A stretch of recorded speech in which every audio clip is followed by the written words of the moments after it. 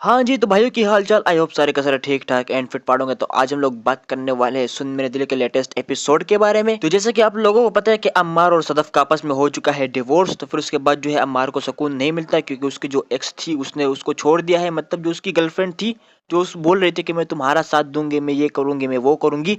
जब उसने वो छोड़ दी तो फिर अम्मार को एहसास होता है कि यार मैंने तो बहुत गलत किया है। और फिर उसके बाद वो जाते हैं अपोलोजाइज़ करने के लिए कि भाई मुझसे बड़ी गलती हो गई, प्लीज़ सदफ मेरे साथ वापस घर चलो। लेकिन सदफ ने तो जो कि डिवोर्स पेपर्स पे साइन कर दिए थे रिटर्न में, तो उसको फिर वो नहीं जा सकती थी उसके साथ। और उसका जो मुँह है वो काफ़ी ज़्यादा देखने लायक था अम्मार का। तो फिर उसके बाद जो है सदफ बोलती है कि मैं गई थी बिलाल के पास उसके साथ डिनर करके हूँ, तो उसको काफ़ी ज़्यादा गुस्सा भी आया। लेकिन वो गुस्सा पी गया था अम्मार उस टाइम पे, क्योंकि वो बोल रहा था कि शायद ये मेरे से बदला लेने के लिए ऐसी बात कर रही है। और फिर जब अम्मार जाते हैं अपने घर पे, घर जाने की कोशिश करते हैं, फिर उसके बाद जो है वो अपने दोस्त को फ़ोन करता है कि मैं क्या करूँ? तो उसको बोलते हैं कि हमशा को कॉल करो, हमशा के साथ मिलो और उसको सब बात बता, और यही तुम्हारी भी सदफ के साथ मतलब सही करवा सकती है बात। फिर अम्मार साहब जाते हैं हमशा के पास और फिर उसकी मिन्नतें करते हैं, उसके सामने रोते गिड़गिड़ाते हैं कि मेरी तुम प्लीज़ सदफ के साथ मनाओ। फिर हमशा बोलते हैं कि तुमने उसको थप्पड़ क्यों नहीं मारा उस टाइम पे जब तुम्हें उसने बोला कि मैं बिलाल के पास गई थी, उसके साथ मैंने डिनर किया है। तो उसने फिर बोला कि तुम अभी हार मत मानो और उसके पीछे लगो, उसको मनाने की कोशिश करो, वो मान जाएगी, मतलब सदफ मान जाएगी, हमशा ये बोल रही थी अम्मार को। फिर उसके बाद जो है कल को जब अम्मार और सदफ जाते हैं अपने अपने ऑफिस में, तो फिर आपस में इन लोगों का आपस में टकराव होता है। फिर जो है सदफ अम्मार जाता है